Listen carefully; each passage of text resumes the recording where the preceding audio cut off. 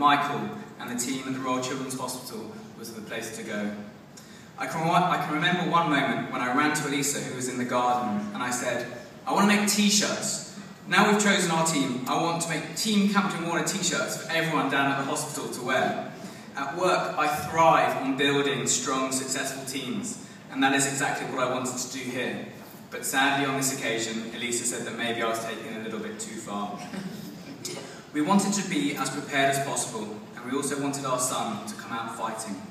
He was going to need to have a gladiatorial strength and qualities. So our last stage of our preparation was naming him before he was born. His name was both beautiful and strong. Finan Maximus Camplin Warner. On the day of Finan's birth, the 10th of March 2011, I was 100% confident that Finan would make it. I'd been giving him pep talks for 2 weeks, and he knew the battle he faced and the quality of the team who were going to help him. Every one of us was ready. At 8:30 in the morning, Finan was delivered by caesarean. I caught one glimpse of him as he was whisked away for immediate assistance. He let out a big cry, which we'd been told would be a promising sign, so I knew everything was going to be okay.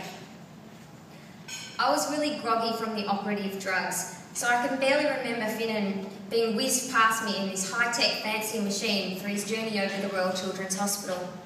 But somebody took this photo, so I do know that I saw him before he was cut open. It's quite sad. For the first 2 days of Finan's life, I was essentially overdrugged, I guess, at the Royal Women's. I can only remember waking up to answer the phone when Ollie would call with an update. The first 2 days were tough, really tough. In fact, tough beyond words because Alicia and I were in separate hospitals. Team Camplin Warner had to work remotely and try to get through what life was going to throw at us. With Alicia recovering in the Women's Hospital, Finan and I were now in our new home at the Children's Hospital, where the wonderful doctors and nurses were starting to work their magic with Finan. I don't think I've ever experienced such highs and lows as I did over the next couple of days.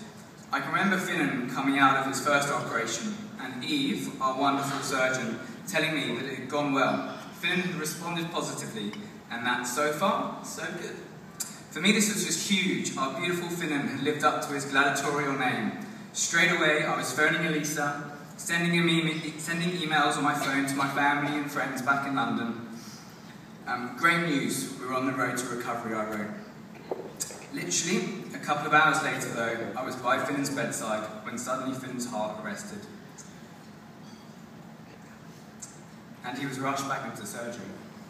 I was in tears, whilst emails were landing in my phone from my friends and family about how great the news was that he was on the road to recovery.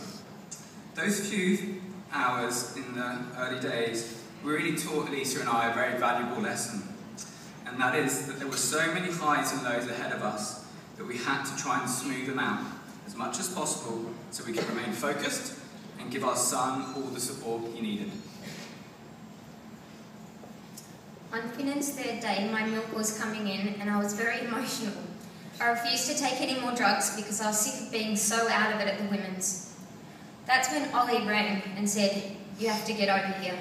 Finan's either going to die or have a very serious operation in the next couple of hours." So my obstetrician discharged me so I could get there. Meeting Finan for the first time was very surreal. He was covered in cables and wires and surrounded by machines. I just hoped that he knew that I was there. It's so hard to describe, but it was like seeing a prized possession through a piece of glass. He was mine, he was ours, but in some ways he wouldn't truly be ours until he was fixed and we could safely take him home to the nursery with us. I listened carefully as the nurses explained everything, all the time touching Finan's skin and running my hands across his head. He looked so sick, hot, red, and really bloated, but so innocent and so unlucky, and so like one of 6 children born in Australia every day with congenital heart disease. Over the next 5 days, we bonded with our son, barely ever leaving his bed and always encouraging him to keep fighting and not to quit. We asked questions, we attended every 7 a.m. and 7 p.m. nurse handover and all the doctor's rounds too. We learned about every drug, we understood the critical numbers that had to be followed, and we followed every machine's function and test that Finan underwent. Finan fought bravely, and we created a positive team environment around him. We bought donuts for the ward and coffees for the nurses. We knew what all their favourite chocolate bars were.